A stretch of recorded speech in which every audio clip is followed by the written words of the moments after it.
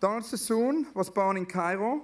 He is professor of comparative European history at Queen Mary University of London.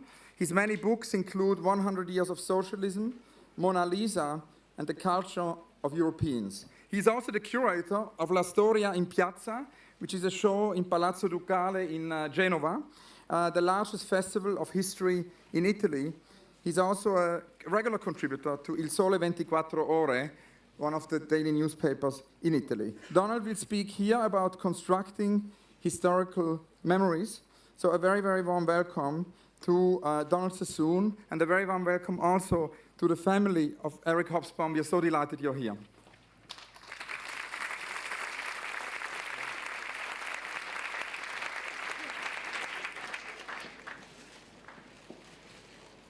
I was a student of Eric Hobsbawm.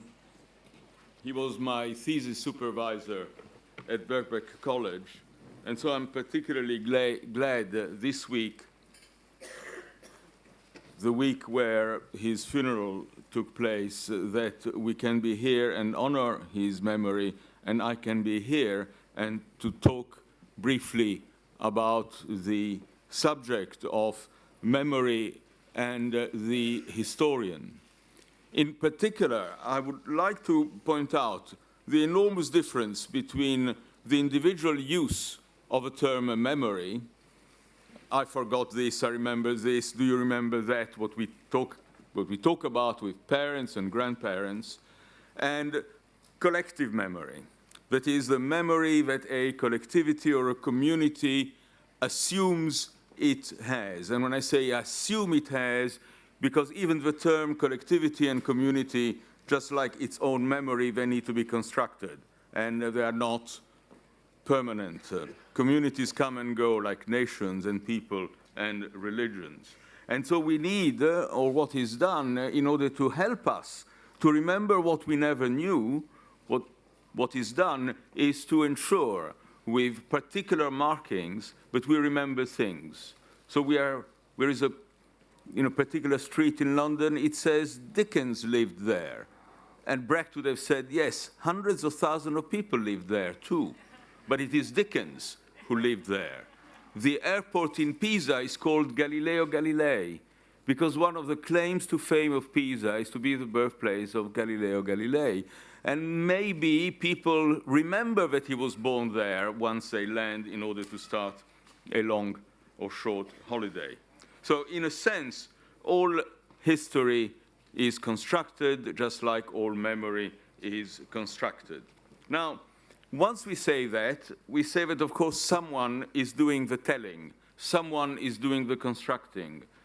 In other words, memory is itself a question of power. A game which sometimes I did ask my students to play in a course called Historical Methodology. The title is extraordinarily boring, so most of the course consisted in trying to make the course as less boring as possible, is what is it that would have happened if the Nazis had won the Second World War? And not to concentrate on such, the obvious terrible things, but actually on the monuments, the way in which the victorious power would have tried to remember its victory. And in this, I would like to ask you, what does the 8th of May mean to you? How many people, you don't need to say it aloud, but how many people know what the 8th of May represents? Hands up, one at a time. Older people, I think, yes? Nobody else. Right. The 8th of May is the official date in Western Europe of the end of the Second World War. I think if I had asked the end of the First World War, more people would have remembered it, because for reasons which we can't go into, there is much more remembering about the First World War than about the Second World War. And also, when I said that the 8th of May is the date of the end of the Second World War in Western Europe, because in the former Soviet Union, it is actually the 9th of May. That's because the Soviet Union was to the east of Germany, which you should know, and therefore it was May the 9th, Moscow time, when the German military surrender became effective. and which is why the Allied have different dates to remember. But let me take the 8th of May once and to try to look at how one particular country celebrated or commemorates the 8th of May. Well, the 8th of May in France in 1946 was declared a special day, but not a holiday, because the economic situation was dire and we were not going to give French workers an extra day of holiday on top of all the Ascension days and all the religious things. So it was celebrated on the second Sunday. In 1951, the actual day is celebrated, the 8th of May is celebrated, but it is not a holiday. And then there are pressures from the Veterans Association, and in 1953, it is actually a holiday. You stay at home. In 1958, de Gaulle is back, and the 8th of May is no longer a holiday. The celebrations are on the second Sunday. I remind you that the historical fact is that the war, i.e. the surrender of the Germans, was on May the 8th. But obviously the interpretation of it keeps on shifting. In 1965, because it was the 20th anniversary, Pompidou decided actually we are going to have it as a national holiday, but only as a one-off. And then it's back to the second day, to the second Sunday in the May. In 1975, President Giscard d'Estaing decides that actually it should be abolished because we are so friendly with Germany, and it's such a, every time on the 8th of May we remind them that we defeated them. This is France, which actually, the role in the defeat of Germany was quite not as staggering as it may appear in the first, but anyway, it was completely abolished without any pressures from Germany, by the way. In 1981, French socialist president François Mitterrand comes back, and he decided the 8th of May is a holiday, and it's going to be a holiday, and indeed it remembers a holiday. The 8th of May. Now you all know when the Second World War stopped, but I want to introduce another variation on the 8th of May, how it plays somewhere else. This is what happened in Algeria on the 8th of May. There was a demonstration which became, I want to be as impartial as possible here, these demonstrations became a moment in which nationalist Algerians said, well, since we are celebrating the liberation of Europe, how about beginning the liberation of Algeria? The demonstration got out of hand. The police shot quite a few people. We don't know with absolute precision how many were, but the 8th of May, 1945 in Algeria is the day of the massacre de Sétif from the place where the demonstration took place and where the massacre took place. This is now remembered every year in Algeria, but remembrances depended on the political situation.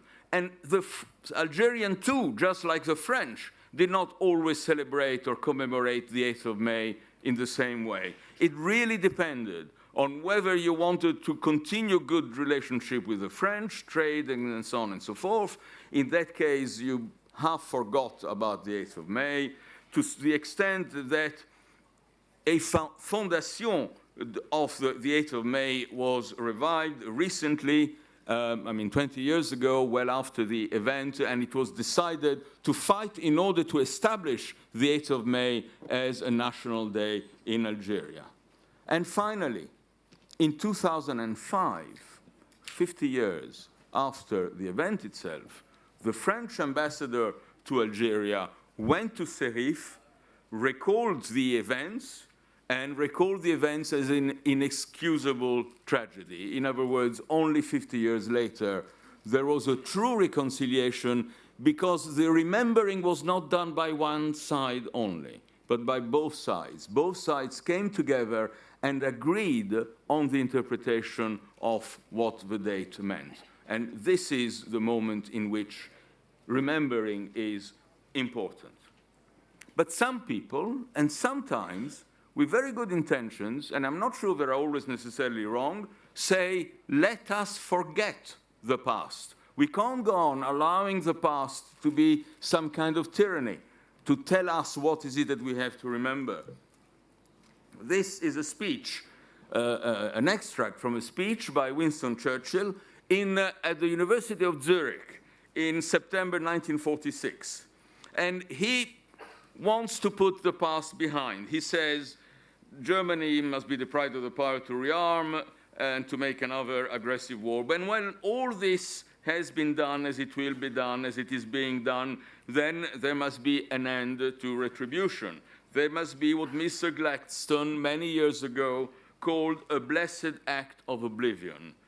We must look to the future. We cannot afford to drag forward across the years, and so on and so forth. In other words, if we want to reconstruct Europe, and by the way, thinking about the recent Nobel Prize winner, Churchill wanted to reconstruct Europe, but when he said we must reconstruct Europe, he didn't mean with Britain in it. He means they, the Europeans, they, the continentals, need to do the reconstructing. And in order to do the reconstructing, they have to forget what has happened. They cannot go on and on. Of course, the subtext of all this is that there was a new enemy, the Soviet Union, and therefore it was quite important that one should forget the so-called traditional enmity between the French and the German in order to have the French and the German together as brothers and sisters, united and facing the Russians. So let's forget in order to be able to isolate a new enemy.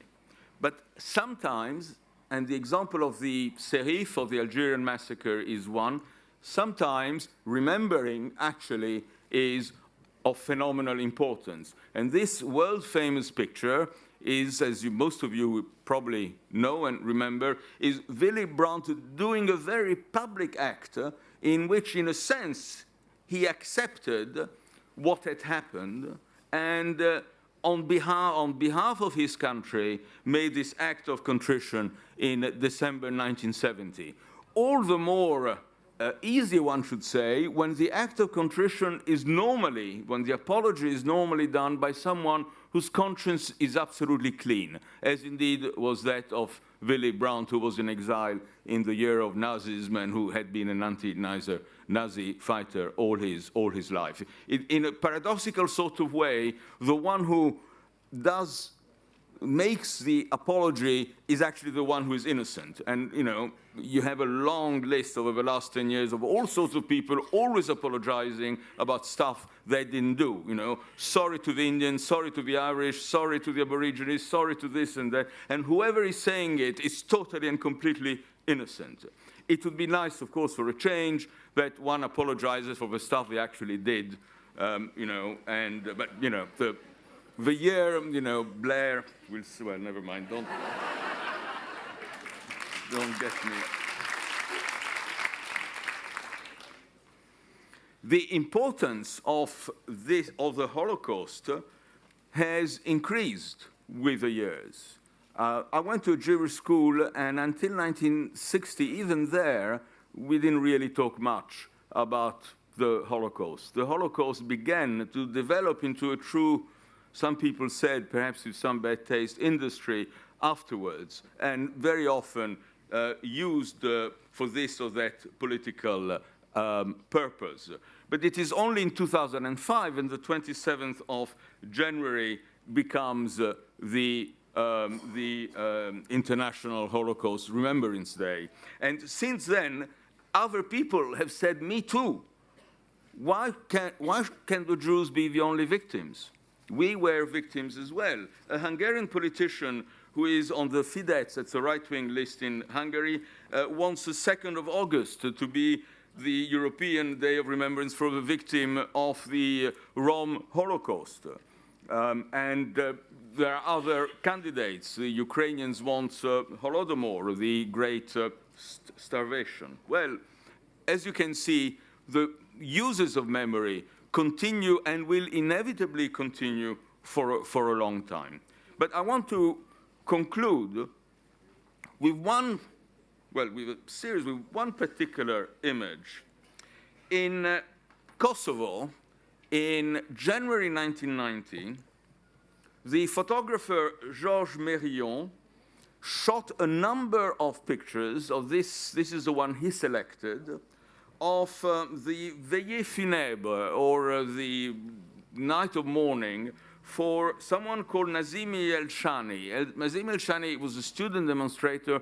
He was shot by the police.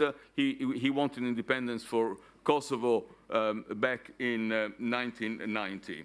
And he had been killed. Actually, 4 people were killed, but perhaps Georges Meuron was nearer to that place or knew the family or whatever. Now, he was dead, he was killed. Time magazine refused to publish the photo because in 1990, no one knew where the hell was Kosovo. And therefore, no one cared. And therefore, no one wanted to remember. And therefore, there was no symbolism attached to it.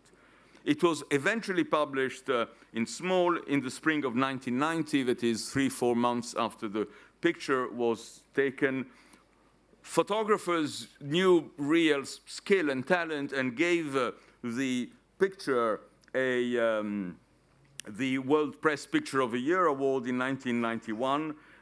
But the interest fluctuates and goes up and down. And it was revived and became very famous only when the Kosovo War started. It is 10 years after the picture was actually taken. And then the picture was used and used and used to show the suffering that the war in Kosovo in 1999 had brought about on various sides. I mean, obviously not only on the Kosovar sides. But this picture is also not an innocent picture. I've seen about 50, because he published, he probably took 100, but he published 50 of them. That, in my view, is probably the best. And I asked myself, but why do I think that is the best? Because it reminded me of something else, which is in our culture, which already exists.